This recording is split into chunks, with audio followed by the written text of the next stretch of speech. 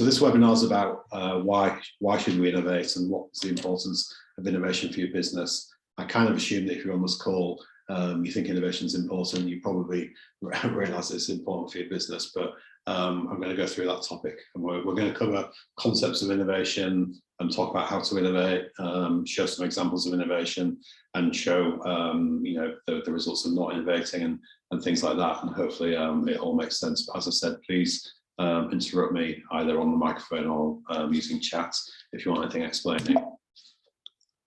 So this is part of the Hull and East Yorkshire LEP process to help support people through the network of advisors they've brought in to help businesses in this area, and it's part of the Grow My SME campaign.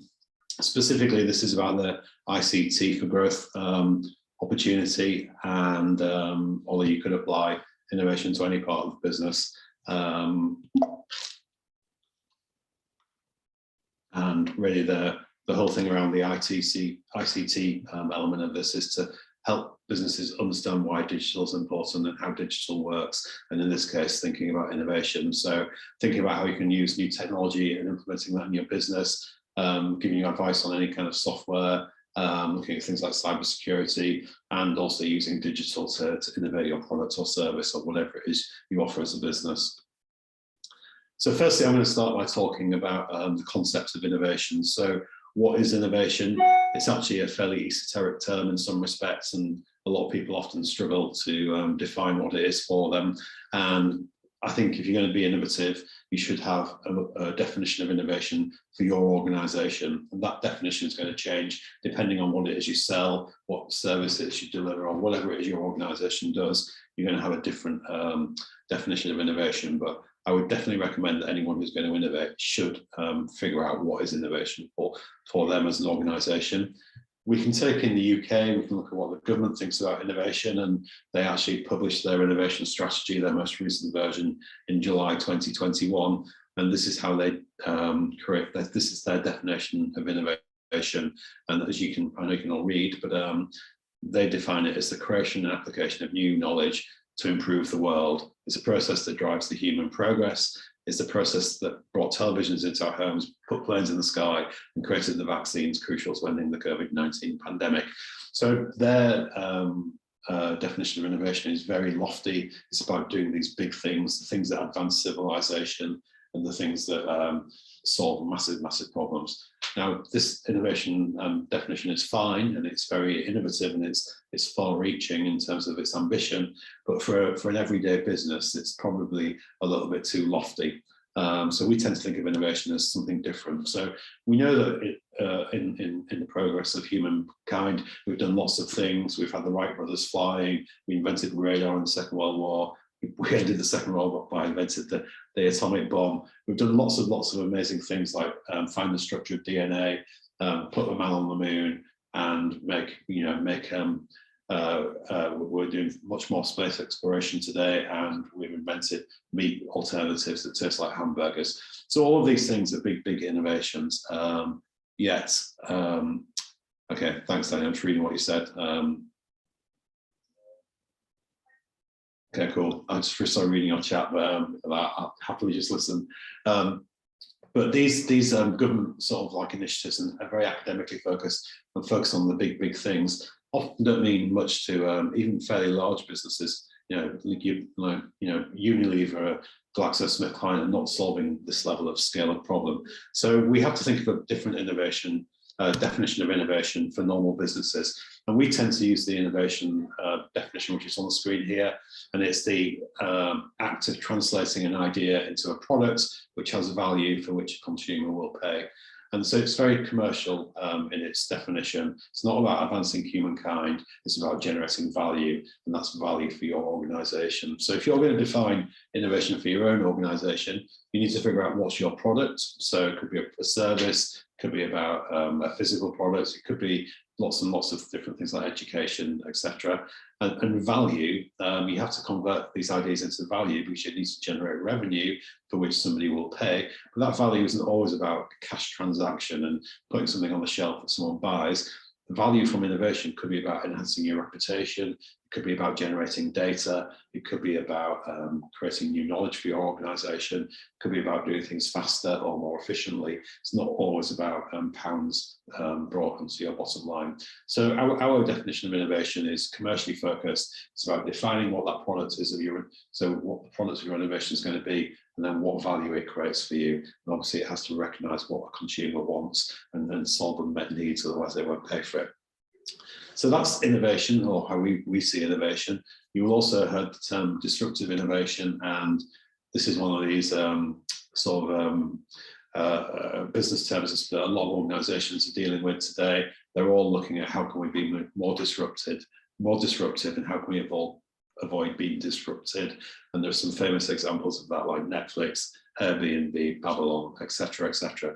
All of these different startups have disrupted an existing sector. So this guy's a guy called Clayton Christensen, who wrote an article in the Harvard Business Review about 10 years ago, and he was studying these examples where people have been able to deliver disruptive innovation, and figured out what was going on. And he wrote a paper that's quite interesting, you should read it. And it basically defines disruptive innovation as someone who comes into a new sector, they start at the bottom of the market and slowly gain traction and start to steal the incumbent business's share, and eventually displace that product over time by improving that product. And that's fundamentally what Clayton Christian said about disruptive innovation. And that's all well and good, but that definition doesn't really help you be disruptive. It just defines what disruptive innovation is. So we like to think about the approaches to innovation that lead to disruptive innovation. So fundamentally, the way we see it, and I keep saying the way we see it because you can look at this in different ways, and please feel free to challenge me, but fundamentally, there are two approaches to innovation. There's playing not to lose, and playing not to lose is an approach to innovation that tends to be exhibited by incumbent businesses. And by incumbent businesses, we mean the people in any given sector or any business that basically the leaders in that business. So Boots would be an incumbent in the pharmacy chain. GlaxoSmithKline would be an incumbent in the pharmaceutical business. And Ford are an incumbent in the motor car business.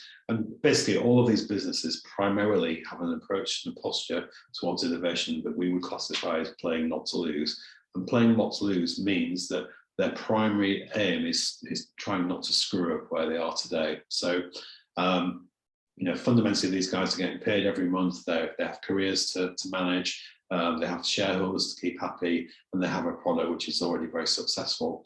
And primarily, when they look at new innovation, they're held back because they don't want to make mistakes. They don't want to mess up where they are today. They don't want to do something that's going to affect the millions and millions or billions of pounds that they're bringing in with their existing business. So their approach to innovation is highly defensive, and we classify it as playing to lose. And these guys are unlikely to be disruptive because, generally speaking, their focus on innovation is don't mess up what we're doing today. So looking at very incremental types of innovation. Whereas the other approach to innovation we would classify as playing to win, and this is why disruptors, this is the posture they adopt towards innovation. And basically people play to win because, generally speaking, because they're not held back by all of the things that incumbent businesses are held back by. So often these guys are not getting paid every month.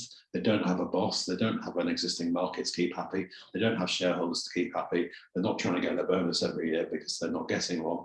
And that allows them to do things very, very differently. It allows them to take risks. It allows them to be agile and move without having to ask for many layers of the business for permission. So we see that these people are they're playing to win. They're looking at what other people are doing and figuring out better ways to do it, and thereby creating disruptive innovation.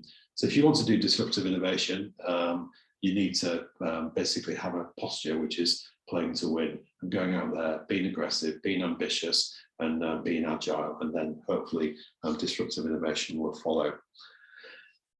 This is a quote that we saw once at a presentation by a lady called Sophie Hackford, who works for Wired magazine, and she made this quote in the presentation that I was in my last corporate job when I saw this, and it really resonated with me in that job and every other job I'd had. And she said, legacy companies have too much to gain from the present to think too much about the future. And what she's saying is these incumbent businesses are making so much money today, and they're paying each other, they're getting promoted, they're managing their careers, they're getting their bonuses, the shareholders are happy with relatively modest growth each year. So they don't really have to, because they're doing so well today, they don't have to think too much about the future. And in fact, the future often feels quite scary to them and something they don't necessarily have to worry about because they may be in a different role or move to a different business by the time the future comes along. And I've certainly experienced this in my corporate career, working in the kind of companies that I've worked at. And it's basically another way of saying what we said about playing to win versus playing not to lose. So that's just a bit of some thoughts on the topic, but we can look at this in data as well. So if we look at the US, the biggest economy in the world, I think it still is anyway, and look at the top 10 companies by market capitalization over time, we see quite an interesting picture emerging. So going back to 1990, which isn't really that long ago, it doesn't feel like it to me, the top 10 companies in the US were very traditional industrial players. They had an oil company, GE, IBM, Philip Morris smoking company, all in the top 5 pharma guys in there as well. So classic industrial top players and big organizations. We fast forward 10 years and look at to the year 2000, and we see an interesting change. Microsoft have just come up there. So I think Microsoft were formed in the 1980s. So in a relatively short period of time, they've basically got to the top of this highly competitive league table and displaced a load of massive organizations. Fundamentally, they rode on the software, became dominant in the software market, and so we're seeing a tech company come in and become the world's most valuable, or the US's most valuable company. Fast forward another 10 years, not a lot's happening really. ExxonMobil have got back on top, and Microsoft is still up there. But we now see Apple appearing. So it used to be that Apple were a relatively niche tech company, but in that period of time, they launched the smartphone, the iPhone, I think it was in 2007. We've seen that propel them up the charts and to position number 4. So we're starting to see that traditional sectors getting disrupted a little bit. Fast forward to 2018, and this is the most recent data I had access to, and we see something, well, frankly, quite remarkable. In the period of 30 years, we've seen the top 5 most valuable companies in the US market are all new. They're all tech or digital businesses, and 3 of them are brand new entrants to the top 10. So Amazon, obviously meteoric rise there. Alphabet, which is the company who owns Google, again, obviously a massive, interesting organization, and Facebook, or Meta as they're now called, a new company coming in there. And so what we're seeing is these businesses who are primarily digital have displaced everybody else. And there's something interesting in that, because digital companies have a smaller footprint. If you're a big industrial player, you need factories all around the world, you're shipping products all around the world. If you're doing that with software, then that becomes a lot more easy. Alphabet or Facebook are entirely digital. They don't have to have factories in every continent in the world. They're not shipping stuff around. So they can do things with a much higher value and create higher margins. And that's why we're seeing this value change. So everyone should be looking at this. I'm not saying that every business can be the next Apple or Facebook, but you can be looking at this and seeing, well, why are these companies being so successful, and steal some of that thinking for yourself. Now, what's interesting is to fast forward another 5 years and see what's going to happen. We don't know what 2025 is going to look like, but we can look at the trend, and I would predict that the top 10 is going to have some new companies in there. They're going to probably companies that don't even exist today. So in the next 5 years, or it's only 3 years now, isn't it? There's probably going to be new companies that can break into that top 10. And some of those probably don't even exist today. It's a really exciting time for people to be innovative. So if that's not a good enough reason to innovate, we're just going to cover like why innovate. So we think about what forces people to innovate, and clearly we've just had a pandemic, which arguably is finished now, but certainly in the UK, or hopefully in the UK, and hopefully for the rest of the world. And we've actually seen a big shift in behaviour because of that virus. Working from home, government interventions, vaccine programmes, face mask businesses. People are shifting the way they do business to doing it more online. Lots of this caused lots and lots of changes to business. So in other words, we've reacted with innovation to the challenge that COVID presented us from 2020 to now, and some of that stuff will continue. But as an innovation consultant, it feels for me a little bit ironic that it's taken something of such magnitude to put innovation on people's agenda. We should have always been innovating, because actually businesses are constantly in a state of turbulent flux, and that's a permanent state. So we're constantly being bombarded by new trends, competitors launching a product, people moving into our market, regulatory changes, environmental changes. So our businesses are being buffeted all the time, and we're always in a state of permanent flux. So we should always be innovating to stay ahead of that and making sure that we're protecting our business and growing and prospering over the longer period of time. As I said, we've just seen that happen with COVID, but the best businesses who are innovative should have always been doing that. And not waiting for a pandemic to do that. Here's a quote from Larry Page, who's a one-time CEO of Google, saying, why do lots of companies succeed over time? Fundamentally, they miss out on the future. So in other words, businesses are not creating their own future. Other people are creating that future and excluding them from it. You need to, as a business, see where your future is and drive your business to that future and make it happen for you. Don't just let other people go in there and take it away from you.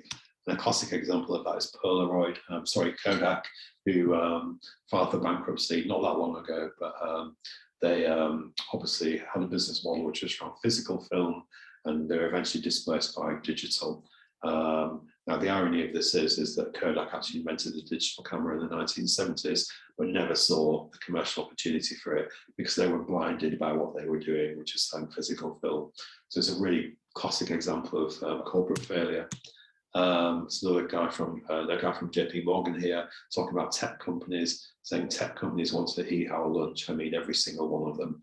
And what he means is tech companies are coming in and they're trying to steal the business that we're doing. So they're coming in with technology, doing things that traditional companies have done, and effectively stealing their lunch, eating their lunch. And they're not just satisfied to do it in one sector, they want to do it across all sectors, and they want to take every single lunch. And they're very, very greedy and ambitious companies. And if you look at Amazon, a really interesting example, started selling books, they've done loads of really interesting things, and they've now got Amazon Fresh. So they're using their delivery and service model to provide groceries to people in certain areas of the country. It's not available where I live in the UK, but it's available in big cities, and you can also do it through Morrison's. But basically, Amazon, you can use your Amazon account to get your food shopping. So if you're Sainsbury's or Tesco or Asda, you should be really worried about this, because these guys have got lots and lots of money. They're doing things in a different way, and they have excellent service values. And this is just an example of tech companies looking at every single sector and trying to get into it. The overall thing of this is technology will never be as slow as it is today. So much of what I've talked about so far has been empowered by digital. So it's either digital companies or digital technology, which is allowing people to be innovative. And we can do amazing things today, but what's really scary is technology will only get more and more capable over time. And what we've got today is going to be passé before too long. So we need to be figuring out what's coming on with technology and how we can stay ahead and leverage that technology and use it for our business advantage. So if we actually look at the data, and this is from the Emerging Future, looking at how technology advances. So what this chart shows that if you take how technology is today, and fast forward 5 years, it will be 32 times more advanced. Go 10 years, it's 1,000 times more advanced. And go 20 years, it's 1,000,000 times more advanced. So in other words, if you're in business, hopefully you're going to be in business for 5, 10 or 20 years, and hopefully longer, you need to be plotting what's coming along with new technology and staying ahead of that curve, or utilizing that curve and what that technology is going to allow you to do to make the most of your business and be innovative. And this is why innovation is really important, because other people are going to be doing that. So if you choose not to participate in this technologically advanced future, you're going to get left behind, you're going to be disrupted. We talked about COVID, we've talked about new businesses coming in. There are also other like macro trends that are affecting business and why we should innovate. So we know there's an emerging, it's not emerging, it's been known about for ages, but it's coming to a sharp point around climate. So climate change is going to change the way we do business. It might change where we're located because we get flooded. We're going to have to be more sustainable. Consumers are going to want to see that. So climate change is going to have a massive impact on this. We've also got an aging market. I mean, we've known about this for a long time, that we've got a lot of people entering into later life, living longer, but often with lots of comorbidities and illnesses, reduced quality of life. So we're going to have to serve up different products and solutions for those people. We've got people like Amazon going into everything. Every sector is getting new entrants in it. So Apple, Samsung, all of these guys are going into all sorts of sectors. And we've got things like shaming. So VW obviously had the emissions scandal, and that's affected their business. They've actually been really, really proactive around that. So they've obviously faced lots of fines and eroded their sort of brand equity by that whole episode. But they've reacted to that into a really positive way by moving very, very strongly into electric vehicles, have factories in Europe that produce entirely electric vehicles. They've created a platform that they will switch to an electric future from. And that was really kind of stimulated by obviously the environmental crisis, but the fact that they had their knuckles wrapped by the emissions scandal around diesel.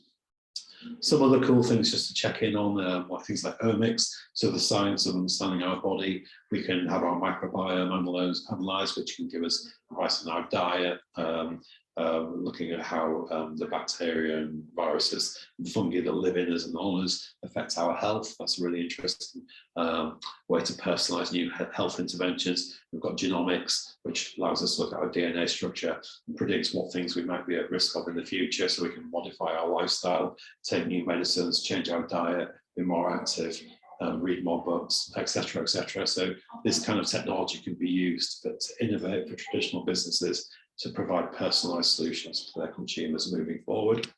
We have things like augmented reality, so mixed reality and augmented reality, virtual reality. You know, what we can do with our phone is now amazing, and we're going to see more and more applications in our phone that leverage augmented reality. So augmented reality is providing a digital skin on the world, and it's usually delivered through a mobile phone screen. So you basically use your phone camera to look at the world, and information is augmented onto it. So you'll see this with Google Maps and Apple Maps, that you can actually have arrows literally in front of you telling you where to walk.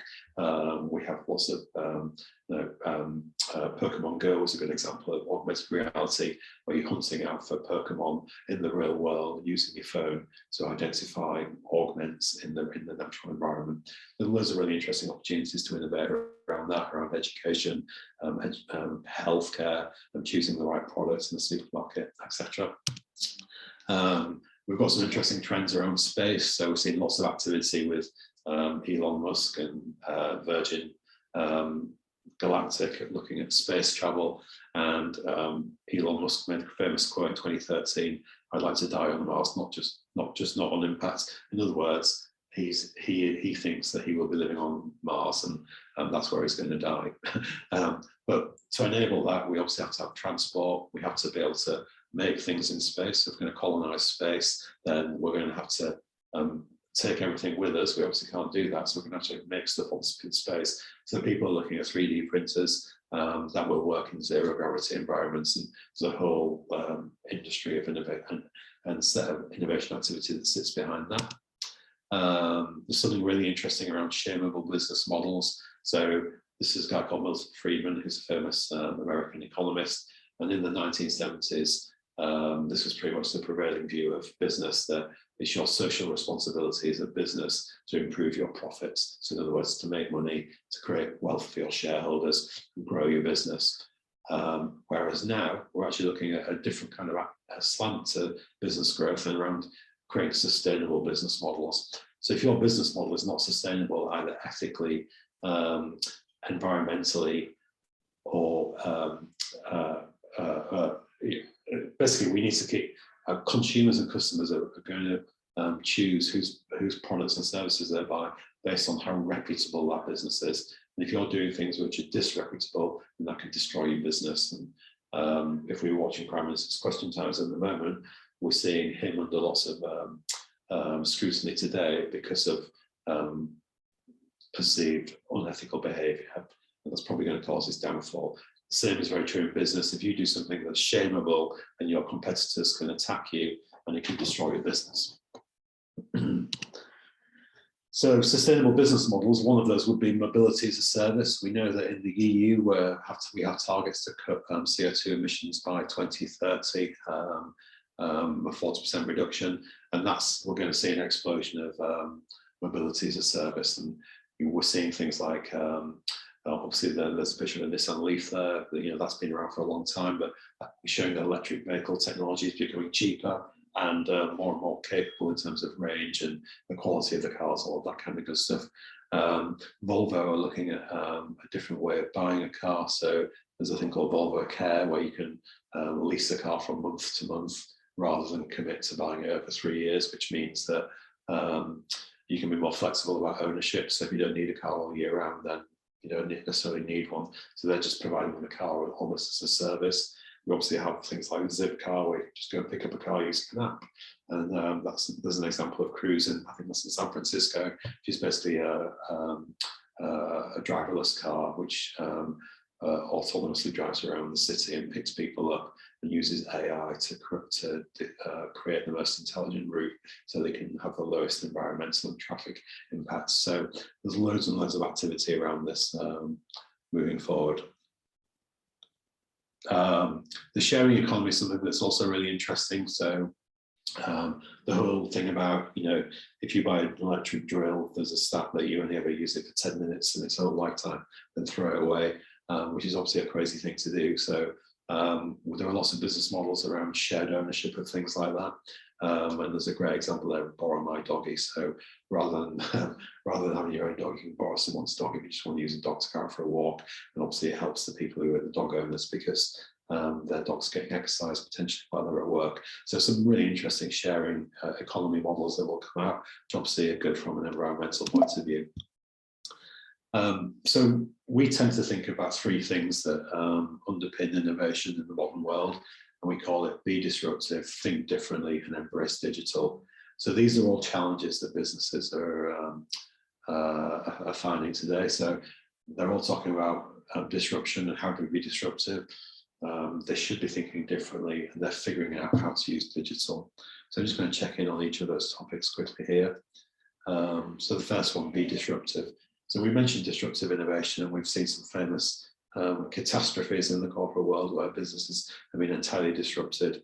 But being disruptive really it just means about keep moving and keep innovating your products and your product offer. And if you keep innovating your products and your offer, you're going to stay ahead of your competitors. And that's the best defense against being disruptive.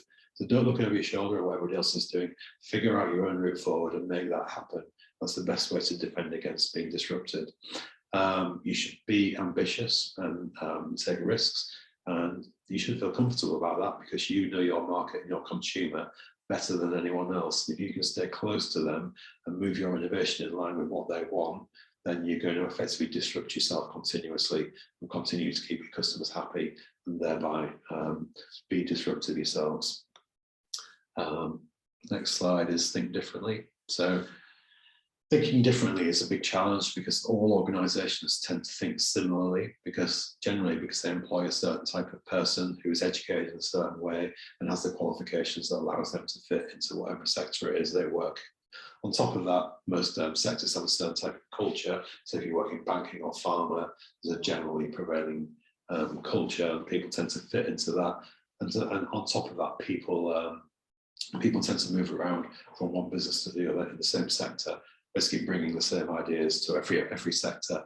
So one of the reasons why people don't disrupt it and they're not being disrupted is because they're not thinking differently. So if you're able to free yourself from the bias of your own situation and sector and training, then you can start to think differently. You can start to come up with new ways to innovate and get ahead of other people in your sector.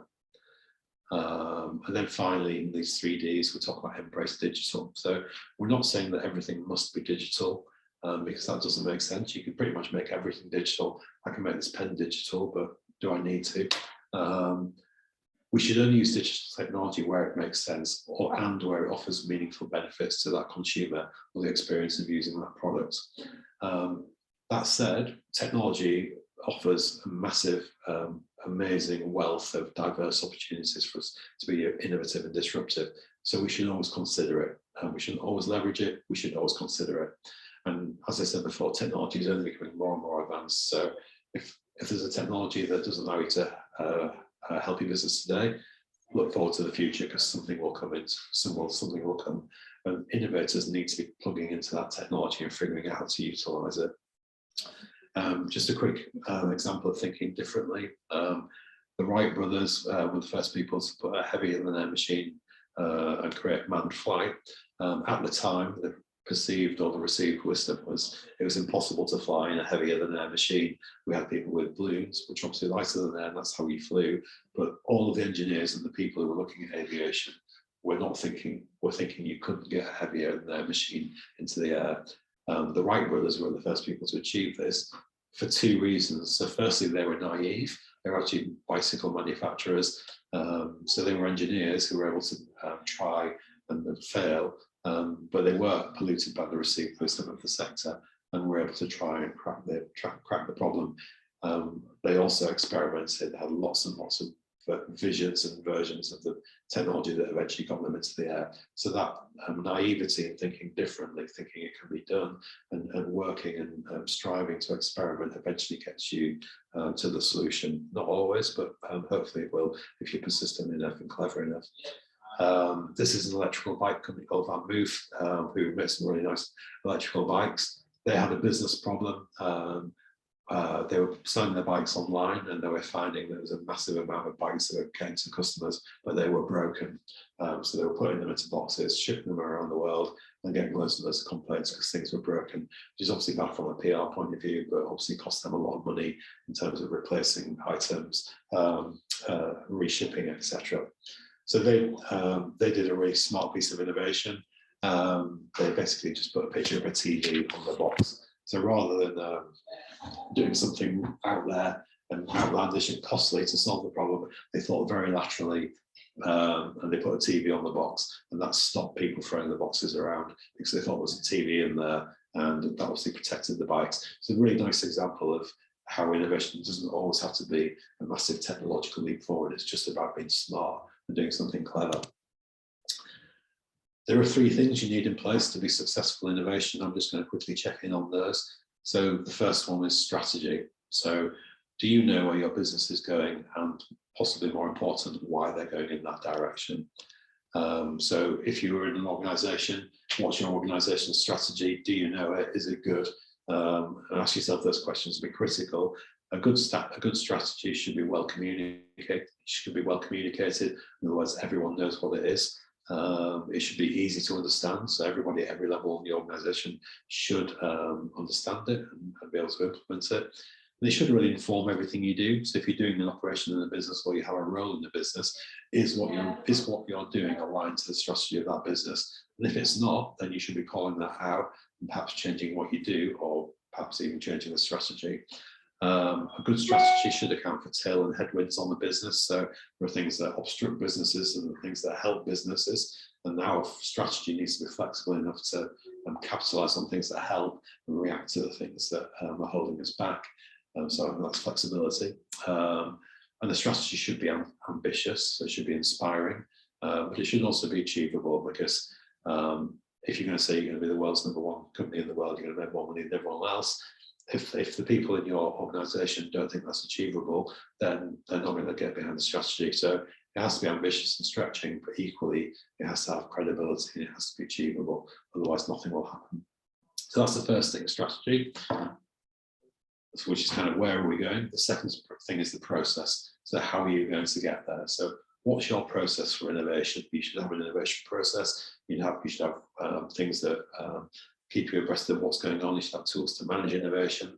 And a good process is really, an innovation process isn't an oxymoron. We tend to think of innovation as being free thinking, blue sky, give me freedom, but it's good to have a process around that to make sure that it's done reproducibly, and everybody, even the people who are not good at innovation, have tools to help them do that. So think of an innovation process as a toolbox. There's a series of steps, measures, tools that help you be innovative.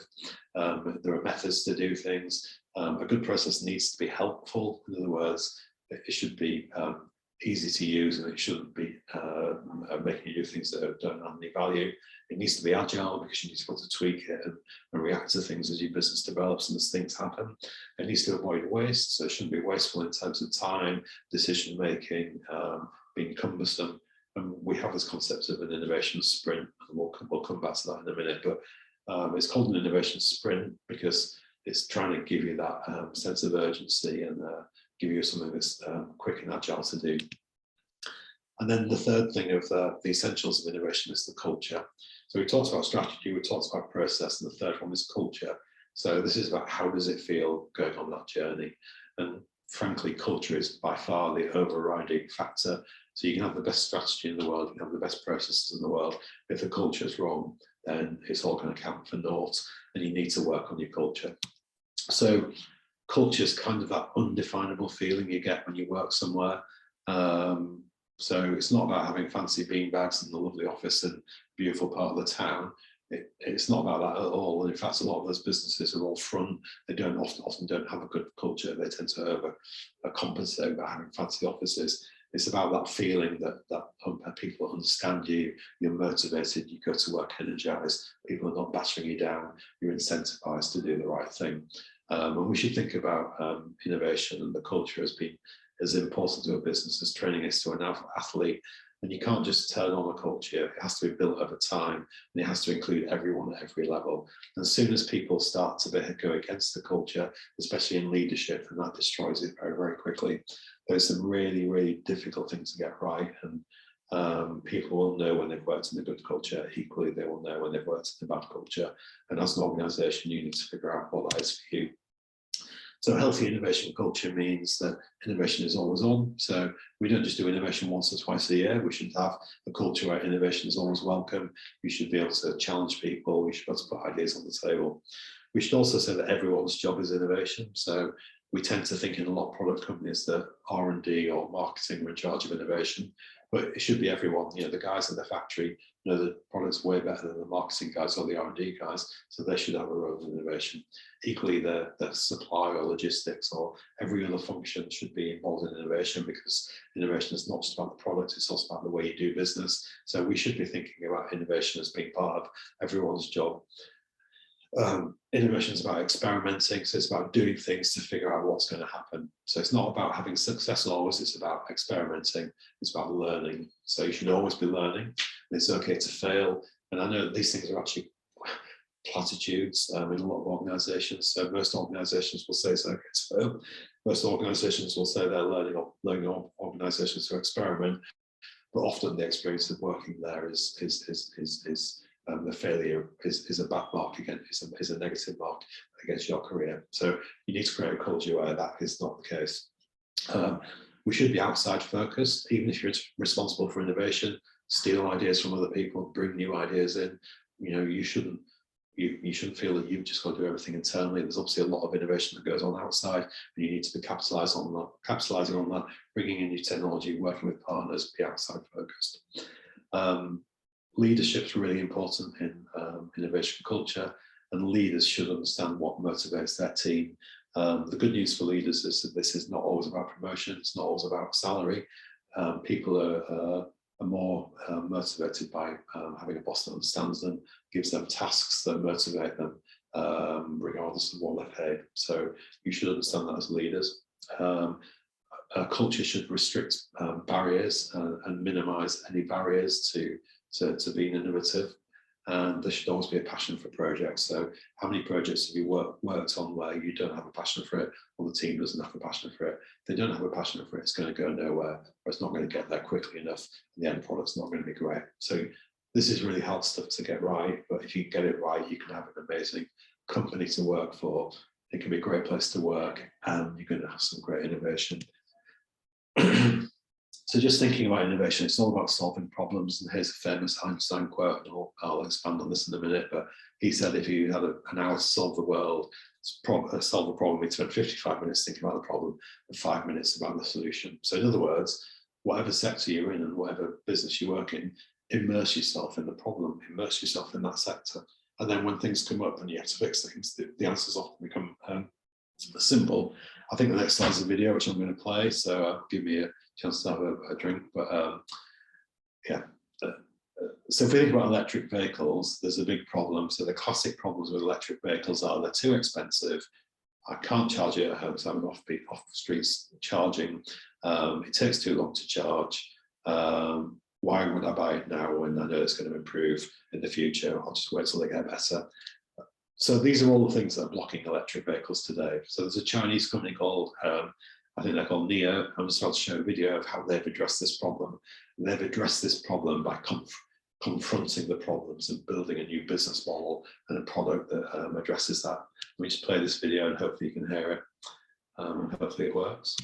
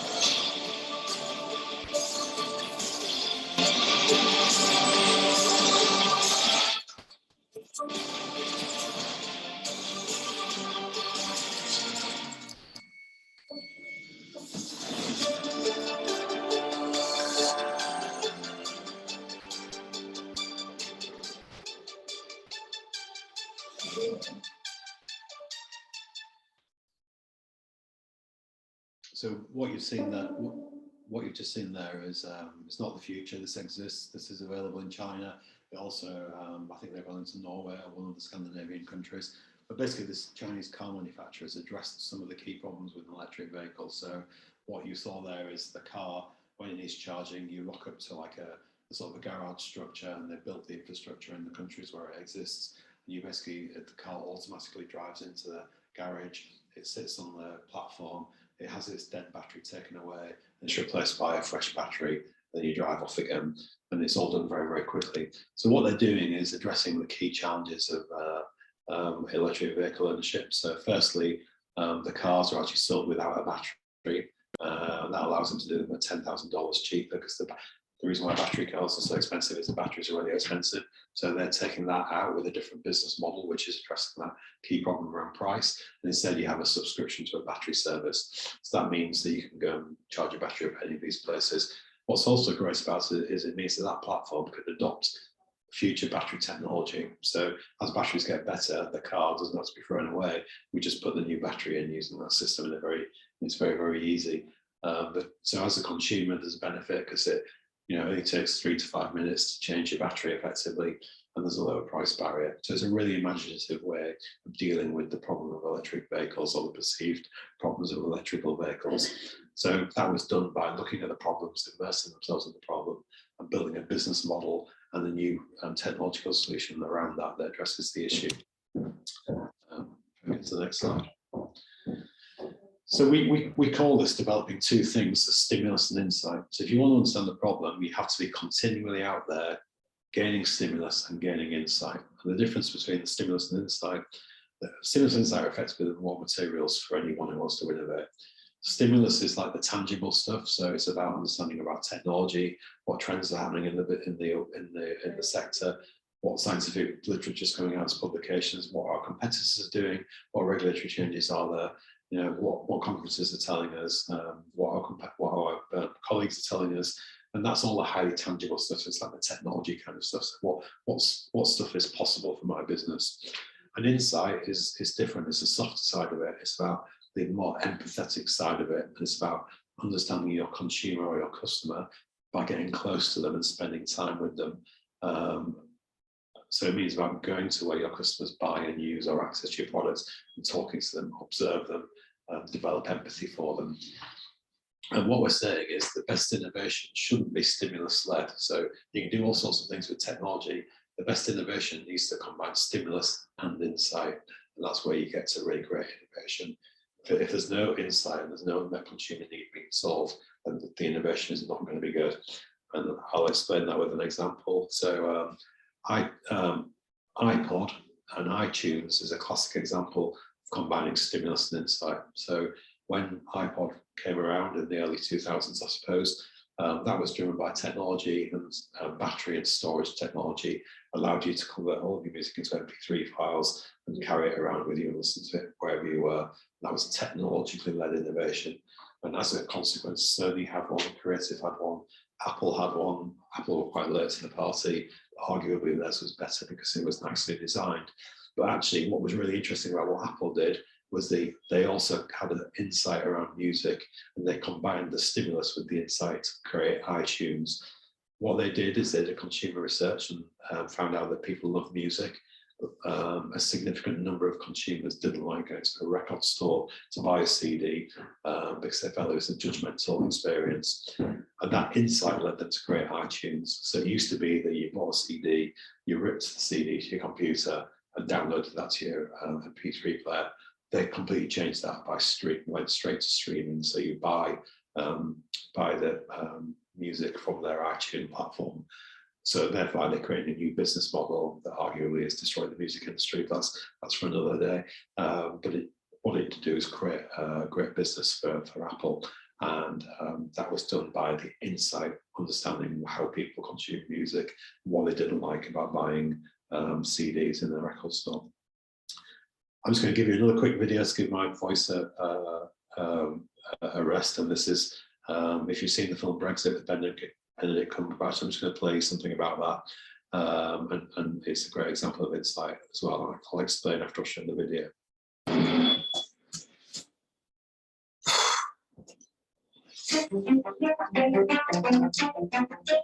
To understand who our voters are. It feels to their hearts. People are feeling angry, ignored. Is it immigration? You can be honest. Is it race? Which countries don't you like? New people come in, we get squeezed out. We want to return to a time when we knew our place, when things made sense.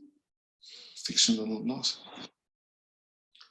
Okay, so this isn't this isn't an advert for Brexit, and let's not talk about Brexit even, but what this film is about how Dominic Cummings was able to gain an insight that enabled the Brexit team to pull off Brexit, which was, they were not the favourites in that race. Otherwise, the government would have never had the referendum. But as I said, Benedict Cumberbatch plays Dominic Cummings. It's a really good and entertaining film. I recommend you watch it as entertainment.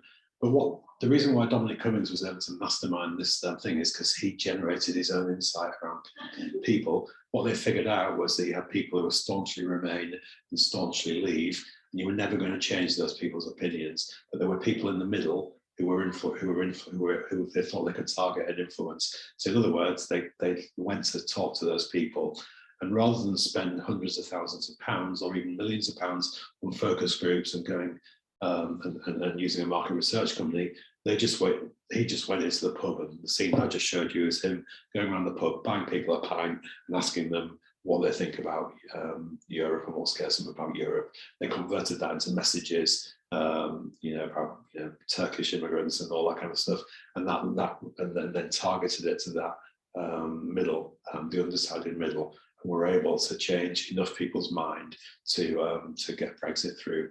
So it was a campaign driven purely on insight. I'm not congratulating them for getting Brexit through, because that's not necessarily a good thing. But what I am congratulating them on is how they did that, and they did it by generating insight. So use that as a lesson for your own organisation. You don't have to spend shitloads of money on consumer work with the biggest market research agencies in the world. Just go down to the supermarket and watch people buying your products, or go down to the gym if you're a sports club, and talk to people. And you can generate insight for free, and that insight is often really, really valuable. That's what Dominic Cummings did for Brexit. Just checking in on human behaviour. So 85% of human decision making is subconscious. So to use an iceberg analogy, it's below the waterline. We can't see it. It's really, really hard to tap into. Yeah, 100% of business decisions are generally guided by the 15% that we can tap into and is visible, i.e. it's above the waterline. So in other words, if you really want to be successful and understand innovation, you need to tap into your customers and consumers' subconscious decision making, the 85%, and that is really, really hard because it's very deep. They're very difficult to get to. Now, to use the Star Trek analogy, humans are more like Captain Kirk than they are like Dr. Spock. In other words, we're irrational, we're impetuous, and we're driven by emotions. And that emotion and perception are formed in our non-conscious. So it's that 85% that sits below the waterline, and that's more influential than you would think. So when we're buying things, when we're choosing to buy a car or some cocoa pops on the supermarket shelf, a lot of that decision making is driven by our subconscious. So in other words, it's really difficult for marketers and organizations or businesses to tap into that. So you need to be able to understand the non-conscious belief systems that your customers and consumers are using to decide to buy or participate in your categories. And that's really, really hard. But it's driven by things like this. So your memories and values. So what do you remember from your childhood? How were you brought up? What kind of value system were you brought up in? That will influence everything that you do in your life moving forward. There's a lot about intuition. So I just like something because it's intuitive and it appeals to me aesthetically or whatever. You know, there's intuition, again, something quite intangible, difficult to tap into. There are reflexes. We just react to certain things in a fairly unpredictable way. And then finally, we're highly driven by our emotions and our wants and our desires. So if you want to understand the sector and understand your market, you have to tap into all of these things to get to understand that subconscious. And then you can meet needs that consumers really want fulfilling. And this isn't easy. And this is why it's difficult to bring out really, really great products. But a little tip, this isn't done by doing classic market research. We have a group of people in the room, we share concepts in a classic way. It's done by getting much more close to your consumers. And I'll leave you to figure out how you do that for your own particular businesses. I'm just going to give you a few tools here. So there's a guy called Doblin, or there's a book called Doblin Innovation, and there's some really interesting concepts in there around innovation. And what this book or this process says, and I've got a reference to a link to their website, which is excellent, is that what he says is there are 10 ways to innovate, but most companies just focus on one. So this is the website. If you click on each of these 10 boxes at the top, so product formats, product system, etc., it will describe what that is. And what he says is that most people or most organizations are good on one of these boxes. So if you're a product company, you're great at making products, you're great at making a product that does the right thing, but you don't think of any of the other 9 ways to innovate. So you don't think about creating a product system, you don't think about creating a service to add to your product, you don't really think about the channel you sell it in, you don't think about how your business is configured. And what Doblin's innovation theory says is the best innovations leverage at least 4 of these different lenses. So if you're a product company, start to look at some of these other different ways to innovate that go beyond the product and innovate on top of what you're doing today. So a classic example of this is Nespresso. So Nestle wanted to disrupt coffee, and they made standard instant coffee. They put a team together to think about this in a different way, and they created a product system, which was Nespresso. So now you had pods of coffee, you had a piece of kit that made coffee in your house, and you had a service that sat behind that because they had a subscription service where you could get coffee sent to you, and they created they even had their own shops, so created a new channel to buy coffee. So that leveraged at least 4 of these lenses. A really great example of Doblin thinking. So I would encourage anyone to look at Doblin's website because it's a really great innovation model. Talking about innovation beyond the products, I'm just going to show you this video again to give my voice a rest, but I think this is a brilliant execution of marketing. It was actually done as a Super Bowl advert.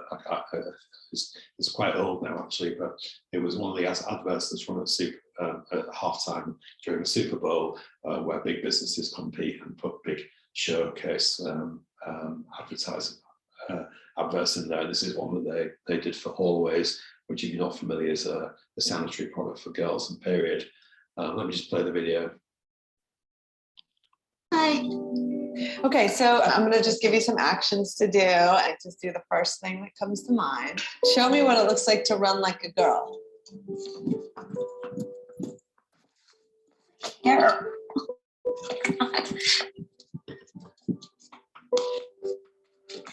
Show me what it looks like to fight like a girl. Now throw like a girl. Aw. My name is Dakota, and I'm 10 years old. Show me what it looks like to run like a girl. Throw like a girl. Fight like a girl. What does it mean to you when I say run like a girl? It means run fast as you can. So do you think you just insulted your sister? No, I mean, yeah, insulted girls, but not my sister. Is like a girl a good thing?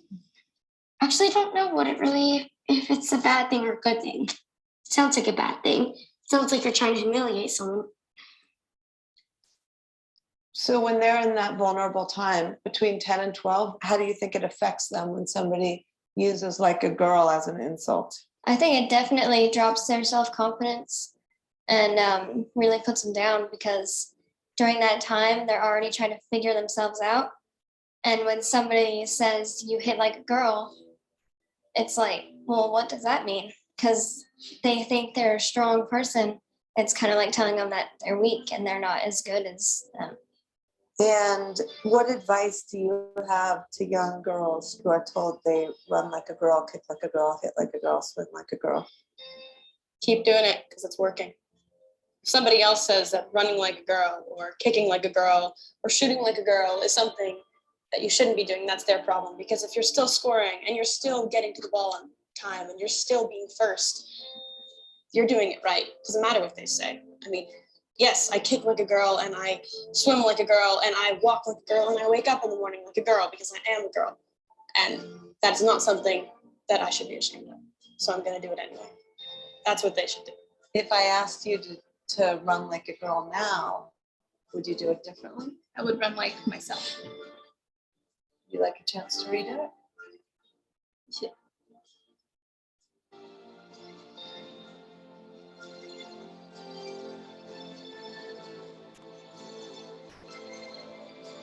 Why can't run like a girl also mean win the race?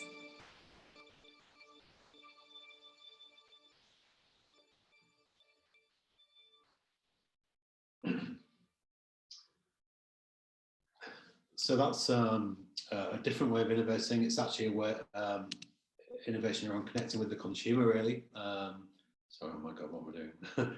I'm trying to show my get off that screen. Sorry. Here I am, master of multitasking. Hey everybody, it's Tony Robbins. Sorry. How are you? That's the most loaded question. I'm just trying to get to the next slide. Sorry for this. As I said, it's not really. Here we get to the next slide.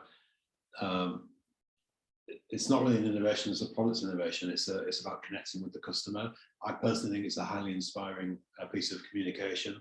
But what they're doing is, you know, this is a product set which is about absorption, it's about odor, it's about leaking, it's about softness, it's about all of those like tangible things. But what they've done as a business, and I think it's Procter & Gamble, is they've really connected with the consumer and shown massive empathy. It's all about confidence, and what they're primarily saying is that girls' confidence dips at puberty because they've got lots going on in their lives and now they've got to deal with periods. So what they've done is highly effectively talked about how girls are influenced to think about what does like a girl mean to you. So these young girls who haven't gone through puberty and haven't had their first period, unpolluted by, you know, what's it like to run like a girl, whereas the older girls who've had their confidence bashed are, you know, running in a stereotypical girl way. So this is really great, interesting way of innovating. So creating a campaign around your brand that demonstrates that you understand that consumer. So I personally think it's a brilliant piece of innovation and highly innovative in the sense of connecting with consumers. So I've just given you loads of like stuff that hopefully seems connected, but possibly might be actually quite random. But that's the idea, is to inspire you about what's possible with innovation. And we think about an innovation process. We mentioned innovation processes are really important. This is what a good innovation sprint might look like. So generally speaking, it's a 5-step process. First step, we call it a download. So if you're going to innovate on the topic, you get everyone in a room, you download information to them, and you immerse people who are going to participate in that innovation sprint within the stimulus and insight that's relevant to that particular topic. So technology trends, market, consumer, you'd show them some of the videos I've shown you, you get competitor products in there, you tell them about the brand, you tell them about the products, and tell them about technology trends. So you get everyone on the same page, so everyone has the same amount of knowledge, and as I said, stimulus and insight are effectively the raw materials for innovation. The next step is ideation. So it's converting that download material, it's converting that stimulus and insight into ideas that address the problem you're trying to work on. And this is you generate lots of ideas. The next step is selection, where you select one of those ideas to move forward. And this is something that's classically done badly. You should do selection in a fairly objective way, whereas what often happens is the most powerful person in the room will say, that's the idea we're doing. You know, the marketing director or the head of the business says that's what we're doing. But you should do that in a more objective way. And then once you've chosen the idea you're going to move forward, you create a prototype of it. You don't, go into full production and make something properly. You just create a bare but usable demo of the idea, so that you can convey that idea to an audience, because the last step is testing the idea. And testing is where you create live interactions of the test idea, the prototype, with users, so people who would be buying it and using it, internal experts in your company, so the lawyers, the supply people, the R&D people, and the stakeholders, in other words, the bosses, the people who are going to give you the money to do it. And then you have a go or no go, so you either kill the idea or you go off and progress it and launch it. But you can actually, if you have to kill the idea, you can actually go back and rework it. So you could go back to any of the stages 2, 3, or 4. So it might be that you actually need to go back and come up with some more ideas, or it might be you choose another idea out of the ideas you've already selected, or you modify the prototype. So the feedback might be kill it because it needs to be green, not red. So you go back and create a green prototype. So yeah, that's just an idea of what an innovation sprint might look like. And to look at that, we talk about double diamond design and design thinking. And really this process is about design thinking because it's based on real stimulus and insight from the download, where you have a converging phase where you come up with lots and lots of different ideas, and then you come back in and converge and choose one idea. You might choose 2 or even 3 ideas to progress, but you converge again, and then you go create prototypes, then you converge again and test them. That's what we call double diamond thinking, design thinking. So in other words, innovation that's built on stimulus and insight. So that's a bit around the process. Now, just an observation of our team from corporate experience, which is quite long, and we've seen successes and failures. And here's some reflections on what makes a great idea. And ideally, I think there are 5 things in this section. And these are the 5 things that if I was pitching an idea, I'd want to be able to explain my idea in these terms. So the first one is it a broad scale consumer need? So in other words, how many people in the world need this product? If it's very niche, it's possibly not going to be very big. So if you've got a broad scale consumer need, then that is potentially something that's going to be interesting. The second thing is, what's the benefit? Does it do what it's supposed to do better than other things that do that? So we call it 10 times the consumer benefit. So obviously there's a car that goes really fast and looks nice. So arguably does things better than other cars, but you could think about this as like a headache tablet that works twice as fast. So that would be 10xing the consumer benefit. The other thing would be about the profit model. So how do you make money? Is it all about the margin that you make, or are you maximizing the profit model in other ways? And iTunes, we've mentioned this already, but that's a great example of profit model innovation. So they went from selling devices and iPods to also selling the music, and eventually creating a new way of buying music, which is maximizing the profit model. So adding data could be another way to maximize the profit model. Doing things more efficiently could be another way of doing it. So have you maximized the profit model? Finally, IP. So we tend to think of IP as patents, and certainly the government's view on innovation and Innovate UK would always want you to have some kind of patent protection. But in reality, there are many, many massively successful products on the market that don't have patent protection. So think about IP as different layers of IP. So patents are great, but there are downsides to patent. First thing, you have to write one, and that's actually quite hard. You probably have to employ a patent attorney, and that's going to cost you loads of money. The other problem with it is you have to disclose your invention to the world. So in other words, when your patent is expired, people can copy you. So there are lots of reasons why patents, you might not want to do a patent. But think about other ways of generating IP. So it could be a trademark. It could be about your user experience, the UI, the UX. It could be just about being the first in the market. So there are lots of different elements and layers of IP, and think beyond a patent. So I personally think the best IP is doing something well and doing something first and meeting an unmet consumer need. That in itself is IP, and that was probably the most important IP you can have.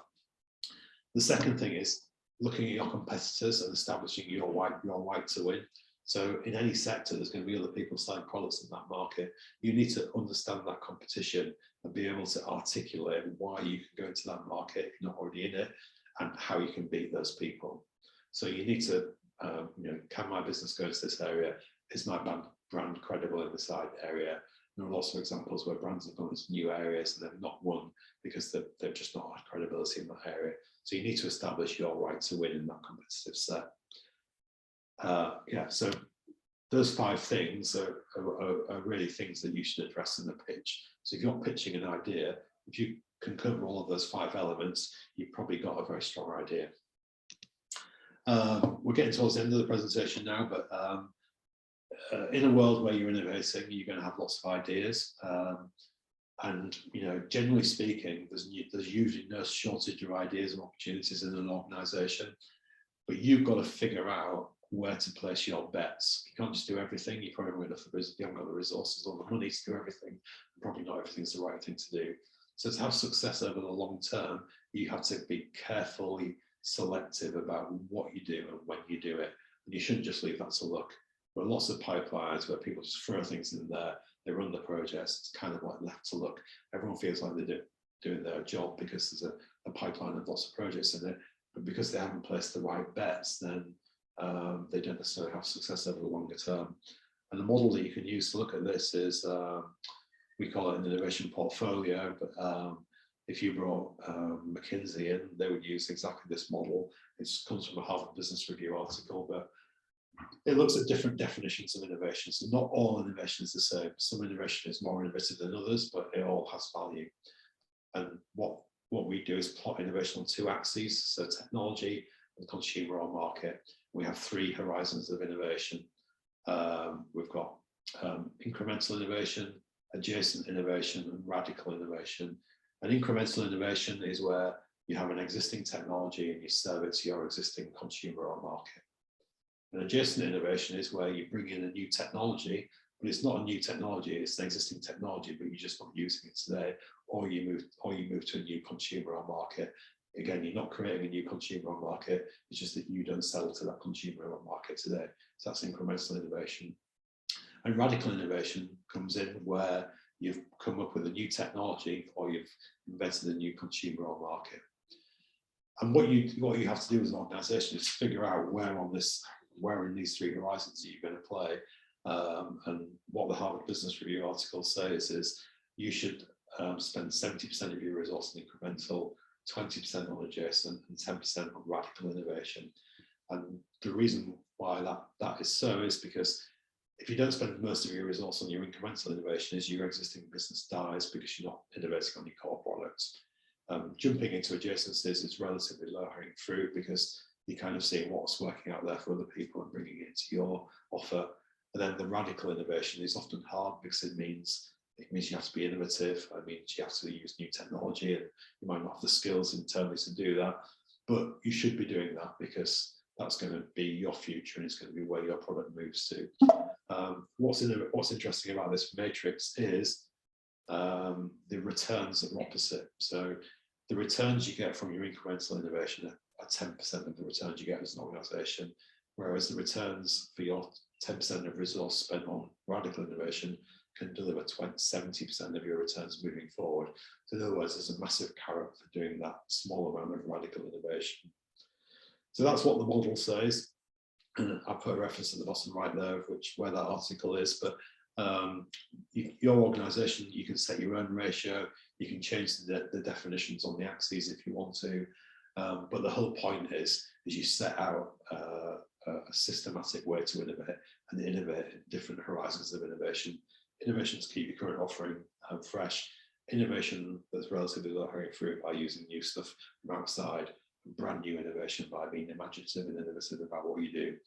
And what's interesting about this is we tend to think that this is all time related and that the radical innovation takes forever to deliver and is very risky. But actually, paradoxically, for some sectors, radical innovation can be faster than what you do normally.